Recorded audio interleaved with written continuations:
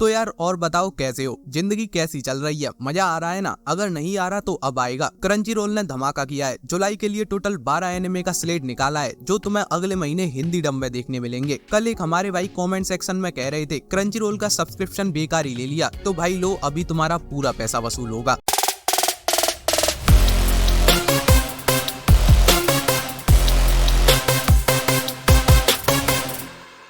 Number 1, the strongest magician in the demons lord's army was a human.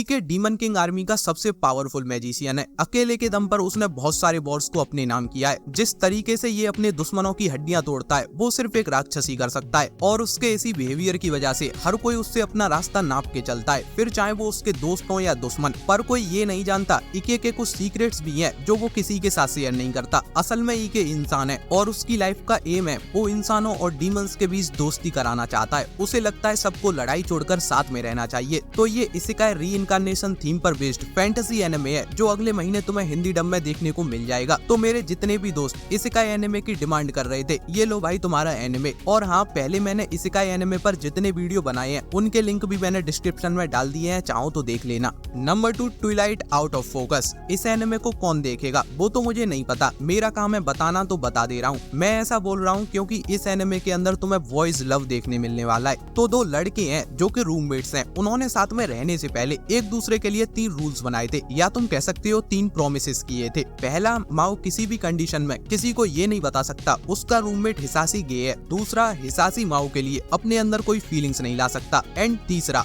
वो एक दूसरे की पर्सनल लाइफ में दखल नहीं देंगे। अब देखो, तुम्हें पता है होना तो इनके बीच में ही लोचा है। अब वो कैसे होगा उसे देखने में अगर कोई दिलचस्पी है तो ये एनिमे तुम देख सकते हो। Number 3, quality assurance in another world. Nicola एक गांव में रहने वाली नॉर्मल सी लड़की थी जो कि एक इन में काम करा करती थी, लेकिन सिर्फ उस दिन तक जब तक कि ड्रैगन्स ने तबाही नहीं मचा दी और वो हागा से नहीं मिली थी। हागा एक काफी जीनियस लड़का है जो अपने आसपास हो रही सभी चीजों के बारे में जानकारी रखता है। एंड वो एक ऐसे ग्रुप से आता है जिन्हें सीकर बोला जाता है। ये सीकर उन सारी चीजों को ठिकाने लगाती हैं जो कि दुनिया की शांति भंग कर सकती हैं। तो अब ड्रैगन्स भी आ चुके थे, शांति भी भंग हो चुकी थी और निकोला और हागा साथ में भी आ चुके हैं, लेकिन उनके बीच कुछ ऐसे सीक्रेट्स भी हैं जो उन्हें एक दूसरे से छुपा कर रखने पड़ते हैं, और वो अगर सामने आए तो उनके लिए ठीक नहीं होगा। तो ये भी फैंटेसी एनिमे है जो कि वीडियो गेम थीम पर बेस्ड है। बेसिकली ये भी इसेकाई एनिमे ही होने वाला है। नंबर 4 पर आता है एक रोमांटिक एनिमे जिसका नेम है days with my step sister. Yuta Asamura के फादर ने अभी अभी दूसरी शादी कर ली है और इस शादी की वजह से यूटा की लाइफ में अचानक से ही एक स्टेप सिस्टर की एंट्री हुई है। इस लड़की का नेम है साकी और ये अपने स्कूल की मोस्ट ब्यूटीफुल लड़की है। अब देखो, ये जो भी कुछ हुआ है, लेकिन इस शादी की वजह से इन दोनों को ही अब एक स्ट्रेंजर के साथ रहना होगा। साकी हमेशा से ही अकेली रही है, तो उसे फैमिली के साथ रहने या किसी से हेल्प मांगने का कोई आइडिया नहीं है। वहीं यूटा इसलिए परेशान है क्योंकि उसे नहीं पता लड़कियों को कैसे ट्रीट करना चाहिए। अब आगे क्या होगा उसके लिए तुम्हें ये एनिमे देखना होगा।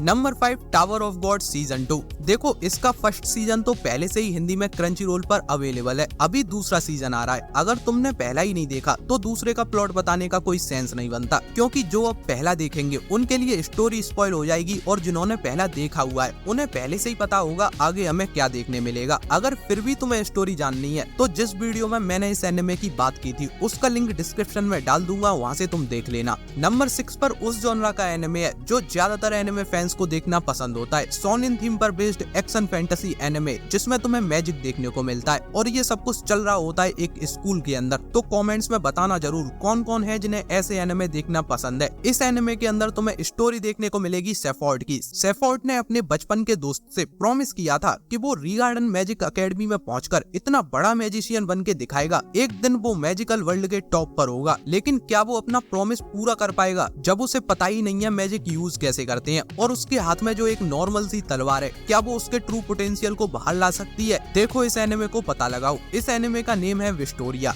Number 7, VTuber legend how I went viral after forgetting to turn off my stream. इस एनिमे की स्टोरी इसके नाम में ही छुपी हुई है। एक लड़की है जो सोशल मीडिया पर कंटेंट बनाती थी, पर उसका सब्सक्राइबर काउंट बहुत ज्यादा कम था, इसलिए वो एक दिन डिसाइड करती है आज से वो ये काम छोड़ देगी। फिर वो कुछ खा पी कर गम मनाती है, नशे में उल्टा सीधा बकती है और उसका लाइव स्ट्रीम चला रह जाता है, जिसके बाद उसका ये वाला रूप वायरल हो जाता है। तो तुम इस एनिमे से क्या एक्सपेक्ट कर सकते हो, तुम अपने आप ही समझदार हो। आगे बढ़ते हैं। Number 8, no longer allowed in another world. Cute girls के साथ एक दूसरी दुनिया के एडवेंचर पर निकलने का मौका मिले तो कौन होगा जो मना कर देगा? सब अपना बोरिया बिस्तर बांध कर चल देंगे, लेकिन ओसामू डाजाई वो बंदा है जो ये करने से अच्छा मरना पसंद करेगा। 1948 जब वीडियो गेम्स का क्रिएशन भी नहीं हुआ था, ओसामू एक वीडियो गेम के वर्ल्ड में पहुंच गया जहां उसे बहुत सारी क्यूट गर्ल्स ने घेर रखा है और अपना हीरो इससे खुश नहीं है। वो तो इस फैंटास्टिकल सिचुएशन में भी मरने के लिए एक जगह तलाश रहा है, पर वो मरने का कितना भी ट्राई कर ले कोई ना कोई उसे आके बचा ही लेता है और वो जिंदा रह जाता है। एडवेंचर एंड कॉमेडी से भरा ये एनिमे भी इसी का रीइंकार्नेशन थीम पर ही बेस्ड है।